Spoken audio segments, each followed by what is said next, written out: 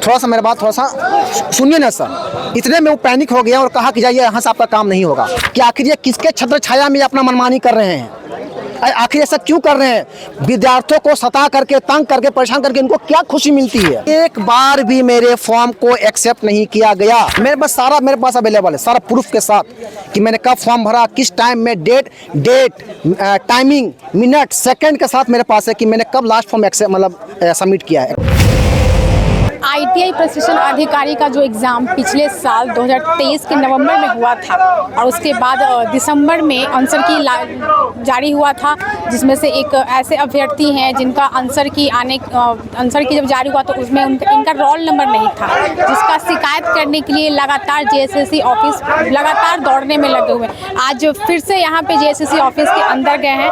अंदर में कोई कर्मचारी है सुधीर कुमार गुप्ता नाम के, जिनसे ये जाके अंदर बात किए हैं। इनका कहना है कि इनके साथ एक तरीके से मिसबिहेव किया गया है, बोला गया है कि आपका काम ही नहीं होगा। पूरा मामला क्या है इन्हीं से समझेंगे कि अंदर जाने के बाद क्या बोला गया।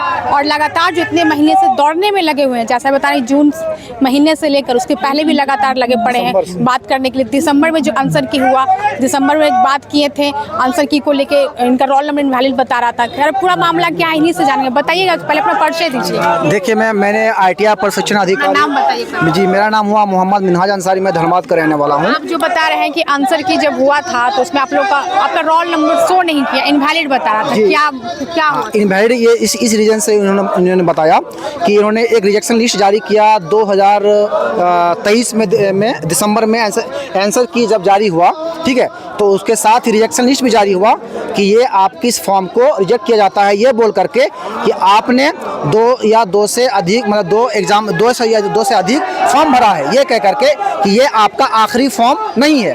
जबकि JSSC का जब आया था उसका एडवर्टाइजमेंट में लिखा गया था आप अगर 2 या 2 से अधिक फॉर्म भरते हैं तो जो आपका आखिरी वाला फॉर्म, लास्ट वाला, उस फॉर्म को आपको एक्सेप्ट किया जाएगा, ठीक है। मैं 2 फॉर्म भरा था और दोनों का ही जारी हुआ hall ticket, admit card. But मैंने जो लास्ट में मैंने फॉर्म भरा था, मैंने उसी का एग्ज़ाम मैंने दिया। जारी हुआ 2 हॉल टिकट, बट मैंने जो लास्ट का जो फॉर्म भरा था उसको एग्ज़ाम को मैंने दिया। उसके बाद देने के बाद मैं काफ़ी आश्वस्त था कि मेरा रिजल्ट तो हो ही जाएगा और देखते हैं फिर उसके आंसर की क्या आता है। जब लेकिन दिसंबर 2023 में जब आंसर की जब जारी हुआ तो जब मैंने लॉगिन करके देखना चाहा तो वहाँ पे डायरेक्ट शो कर रहा है इनवैलिड रोल नंबर। तो इससे मैं काफ़ी दुखी हुआ और नेक्स्ट 24 दिसंबर को आया आंसर की। उसके बाद मैं 25 दिसंबर को तुरंत रात में, 24 दिसंबर रात में मैं तुरंत आया यहाँ पे JSSC ऑफिस, जहाँ काउंसलिंग हो रहा था। उस दिन मेरा बात नहीं बन पाया, लेकिन फिर भी मैंने JSSC के जो कर्मचारी लोग थे, जहाँ पे आपके जो गार्ड लोग, मैंने सारा मामला को रखा। उन्होंने कहा अभी तो हो रहा है काउंसलिंग, आप किसी और दिन आइए 1 हफ्ता बाद। फिर मैं 1 हफ्ता बाद यहाँ पे आया JSSC के ऑफिस के पास, कार्यालय के पास। उसके बाद मैंने सारा बात को रखा, सर ऐसा बात है, मैंने आवेदन दिया। तो JSSC के कोई एक अधिकारी हैं, उन्होंने मुझे मिलने के लिए अंदर बुलाया और सारे बात को मैंने रखा। तो JSSC का अधिकारी का ये सिर्फ कहना था कि ठीक है, आपने जो कहा है आपके बात को हम लोग मानते हैं और आपने जो कहा है, जो आप क्लेम कर रहे हैं, हम उस एजेंसी से डाटा मंगाएंगे कि ये आपका आखिरी फॉर्म है या नहीं है। अगर आपका सही पाया गया तो आपके फॉर्म को बेशक एक्सेप्ट किया जाएगा। इसके बाद 6 महीने के बाद फिर से आंसर की जो है आपका क्या बोलते हैं कि मतलब जारी किया गया। उसमें से जब रिजेक्शन लिस्ट जब जारी किया गया था दिसंबर 2023 में, उसमें से तकरीबन 310 रिजेक्शन लिस्ट जारी किया गया था। उसमें से मेरे फॉर्म को डायरेक्ट दिखाया गया कि your form is rejected, okay. उसके बाद जून में 2024 में जून में फिर फॉर्म रिजेक्टेड वाला जब दिखाया आपको, तो क्या उसके बाद फिर आप वापस से कांटेक्ट किए क्या? हाँ, मैंने वापस कांटेक्ट किया, अधिकारी से मैंने बात किया तो उन्होंने कहा ठीक है, आपके सारा डॉक्यूमेंट जमा कर दिए। आपने जो डॉक्यूमेंट आप क्लेम कर रहे हैं, अगर आपका ये सच पाया गया तो आपके फॉर्म को एक्सेप्ट किया जाएगा। उससे मिलान करने के बाद, एजेंसी का जो डाटा है उससे मिलान करने के बाद, तो 6 महीने के बाद फिर यहाँ पे आंसर की जारी किया। तो उसके बीच में हाईकोर्ट ने ये, मुझे पता है कि माननीय हाईकोर्ट ने ये आदेश दिया था कि मिनिमम एक फॉर्म को एक्सेप्ट करना ही होगा, ठीक है। बट मैं अपने जगह पे सही था। फिर उसके बाद क्या हुआ, आंसर की जब जारी किया तो मेरे फॉर्म को ये बोल करके एक्सेप्ट किया गया कि इसमें से जो आप दिसंबर में जो जारी किया गया था रिजेक्शन लिस्ट, उसको विलोपित किया जाता है और 250 या 260 का रिजेक्शन लिस्ट फिर जारी किया गया, जिसमें से 50 को एक्सेप्ट किया गया। उसमें से मेरा फॉर्म एक्सेप्ट हो गया। उसके बाद जब मैं लॉगिन कर रहा हूं तो लॉगिन के दरमियान में मैं ये पा रहा हूं कि मेरे फॉर्म को जहां डायरेक्ट लिख रहा है कि your roll number is invalid.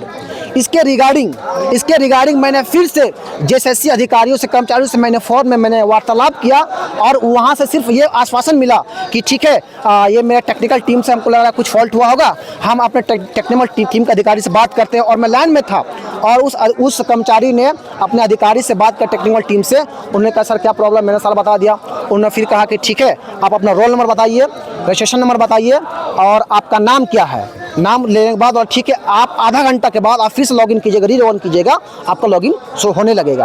आधा घंटा मैंने फिर वेट किया, उसके बाद फिर मैंने लॉगिन किया, फिर भी सेम का वही problem, your roll number is invalid. उसके रिगार्डिंग मैंने फिर फ़ोन किया जेएसएससी कर्मचारी को, तो कई एक दूसरे बंदे ने फॉर्म को रिसीव किया, बोला सर ऐसा ऐसा बात है। उन्होंने कहा ठीक है, आप जितना भी आप विंडो ओपन किए हैं आप उसको क्लोज़ कीजिए और 10 मिनट के बाद फिर से आप ओपन कीजिए, आपका हो जाएगा।